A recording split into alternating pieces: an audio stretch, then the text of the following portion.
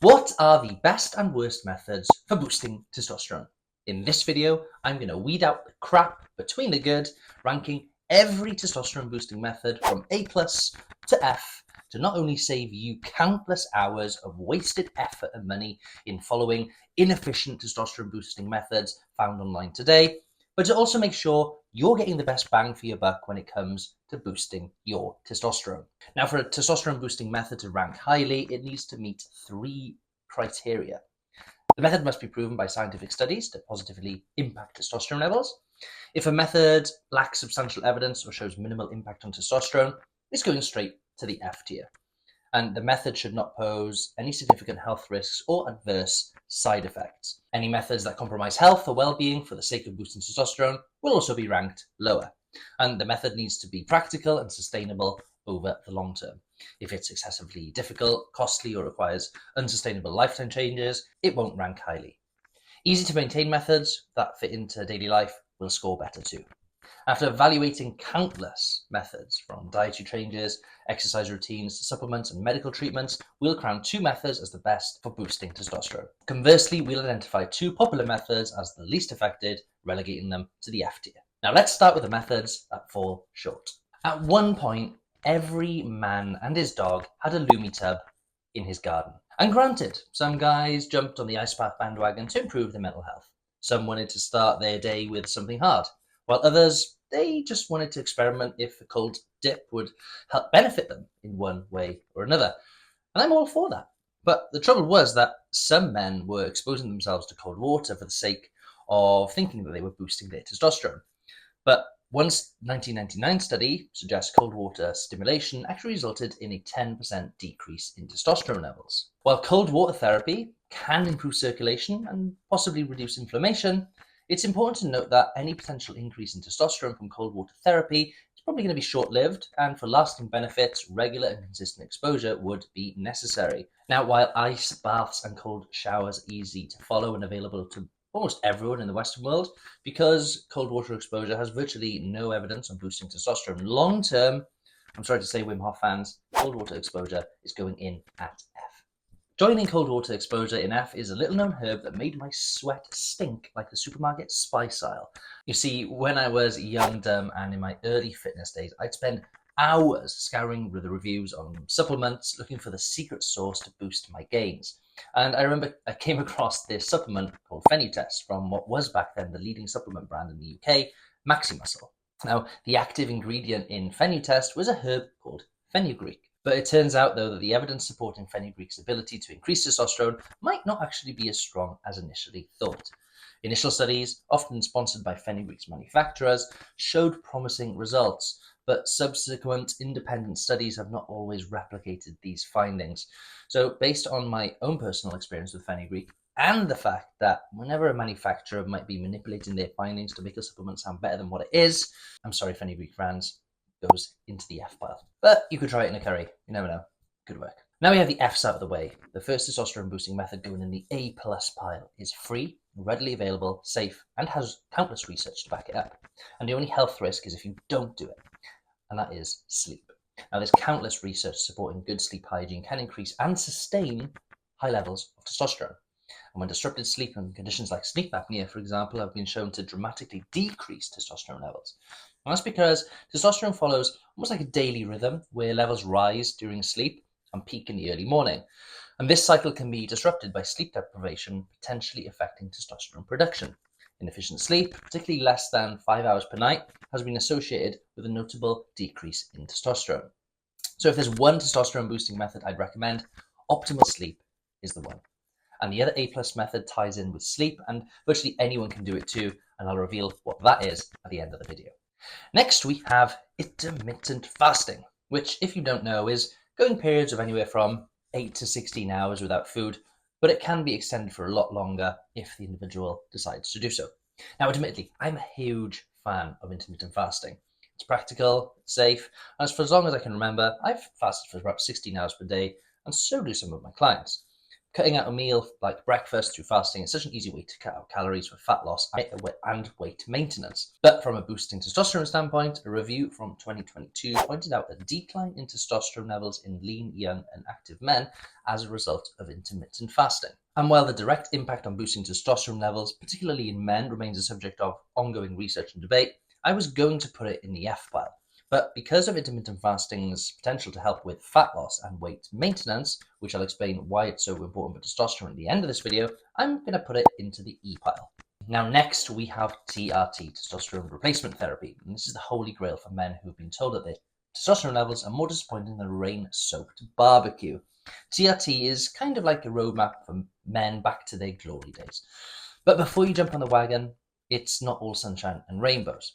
It's no secret that TRT will skyrocket your testosterone levels, but it will kill your sperm count too, which I guess isn't a big deal if your wife or partner doesn't like to be jizzed on, or you've decided that you just don't want kids. Now, there are ways to bring your balls back from the dead, but it can be a lengthy process. And as far as accessibility goes, getting TRT medically prescribed in the UK is virtually impossible, and it's why most guys go to private clinics or go underground. Over a lifetime, it can be a costly expense when compounded over the years, because once you are on TRT, you're likely on it for life. Plus, if you do decide to go underground, TRT's quality can vary, and pinning yourself 2 to 3 times a week in your ass or your shoulder can be quite inconvenient. But as a way to help men with hypogonadism, which is the medical term for dangerously low testosterone, and can't be boosted with natural remedies, testosterone replacement therapy is an awesome option, which is why TRT goes in the A category.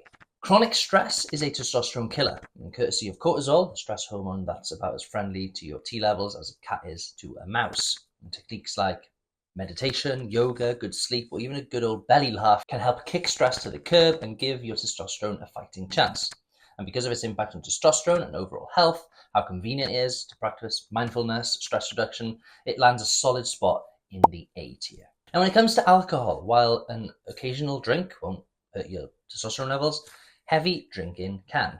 Because what alcohol does to us, especially as we get older, is it slows us down. It makes us sleep worse, it makes us more stressed, more tired, all of which, like I've just mentioned, can affect your testosterone levels. And for its clear but manageable impact, reducing alcohol consumption was going to go in the A tier. But because of how ingrained and accepted alcohol is in our society, stopping drinking altogether can be really hard for most people, which is why alcohol gets relegated to the B tier. Now, this next one is going to be controversial because I recently did a video on whether compound lifts boost testosterone, which you can watch here. But the reality is any testosterone spike from lifting weights is often short-lived and not enough to have a profound, long-lasting effect on testosterone. And that's why I'm putting lifting weights in the B tier. And that's because the stress-relieving, endorphin-filling nature of exercise can have a profound effect on sleep and lowering stress. And that's why it goes into the B pile. Joining lifting weights is the sunshine vitamin, vitamin D. Now, low vitamin D levels are often found lounging around with low testosterone levels, so getting enough of this sunny friend can elevate your testosterone to a happier state. And since it's easy as catching some rays or popping a supplement, vitamin D shines its way into the B tier. Now, these next 2 supplements are like the dynamic duo of the mineral world, each playing a vital role in supporting testosterone levels, and they are zinc and magnesium. Think of them as kind of like the Batman and Robin of your testosterone levels, fighting off the villains of deficiency. A balanced intake can help keep your testosterone levels in its superhero form, making zinc and magnesium a solid addition to the C tier. The next supplement has shown promising signs in reducing stress and in turn supports healthy testosterone levels, and that is Ashwagandha. Ashwagandha is like giving your body a chill pill, allowing your testosterone to lounge around comfortably. And while more research could cement its place in a higher tier, for now it roots itself firmly in the D tier. Now, in the battle against testosterone dips, this sneaky testosterone draining enemy could be lurking in your protein shaker, or even your kettle, because chemicals like BPA can mimic estrogen, throwing a spanky wrench into your testosterone factory. Now, high levels of estrogen in the body is like having a spy in a camp undermining your testosterone. Now, while avoiding plastics altogether is virtually impossible, making mindful choices like using glass Tupperware containers or using stainless steel water bottles or protein shakers can help. And because trying to reduce plastics requires a bit more effort, the direct impact on testosterone levels and the evidence is somewhat conflicting, reducing exposure to plastics maneuvers its way into the D tier. Now, traditionally hailed for its aphrodisiac properties, Tonka Ali has been gaining traction in the testosterone-boosting race.